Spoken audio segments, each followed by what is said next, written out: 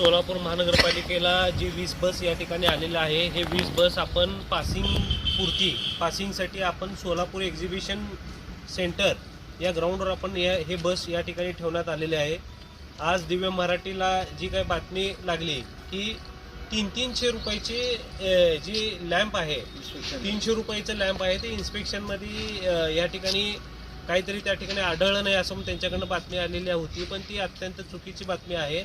आज आम्ही सर्व पदाधिकारी या ठिकाणी पक्षनेते असतील, आनंदजी नेते जाधव असतील, माजी महापौर यन्नमते असतील व नियंत्रण अधिकारी असतील, या ठिकाणी आम्ही व्हिजिट केली, आम्ही माहिती घेतलं।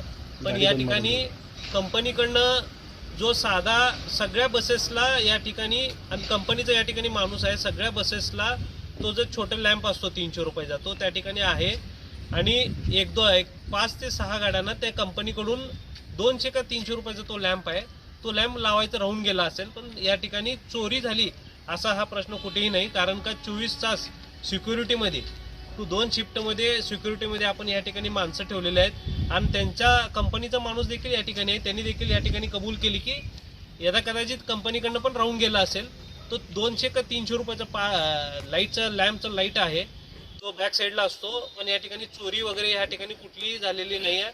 आज दिव्य मराठीला जी काही बातमी आलेली आहे, मला त्या बातमीच्या अनुषंगाने मला एवढंच सांगायचं आहे की त्या बातमीच्या अनुषंगाने आम्ही या ठिकाणी व्हिजिट केली असता या ठिकाणी कुठलीही चोरी झालेली नाही आहे असं मला सांगायचं आहे। परिवहनसाठी ज्या 20 बसेस आल्या आहेत त्या अतिशय सुरक्षितपणे सोलापूर एक्झिबिशन सेंटर इथं लावण्यात आलेल्या आहेत। याच्यात कुठल्याही प्रकारची चोरी झालेली नाही।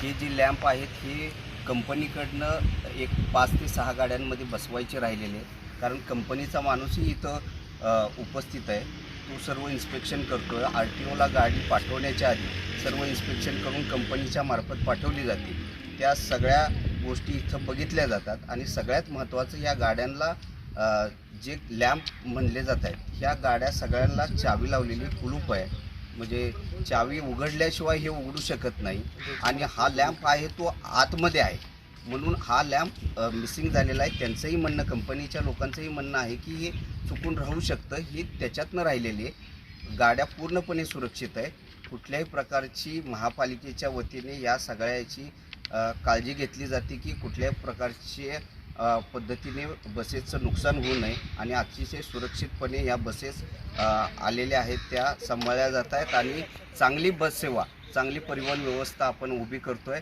आणि हे पहिलं पाऊल आहे। तर माझी सर्व पत्रकारांनाही विनंती की चुकीच्या पद्धतीने बातम्या जाऊ नयेत, जेणेकरून आपल्या सोलापूर महापालिकेची किंवा परिवहन व्यवस्थेबद्दल प्रश्नचिन्ह निर्माण होतील अशा कुठल्याही पद्धतीच्या बातम्या देऊ नयेत, कारण फार दिवस झालं परिवहन व्यवस्था बंद आहे आपली, आपण नव्याने उभा करतो आहे, तर आपल्या सगळ्यांच्या सहकार्याची गरज आम्हाला लागणार आहे।